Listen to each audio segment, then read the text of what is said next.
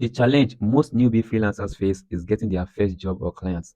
Most freelancers believe getting clients or jobs must be done on freelance platforms like Upwork, Fiverr, Indeed, and so on. But that's not the truth. The way we use our social media is different now. Social media can be used for direct lead generation from your posts. Most importantly, social media accounts are used by potential clients or recruiters as validation to check if you are legit. So having a strong presence on social media platform is the best way to go. One of the easiest ways to get your dream job is to make a move towards others first. That could be through providing valuable content using your social media accounts or sending cold emails to recruiters on LinkedIn. Here, having a strong understanding of inbound and outbound marketing strategy is very crucial. Learn to follow up with contacts.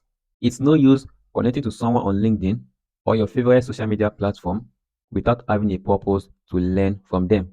Leverage the social media community.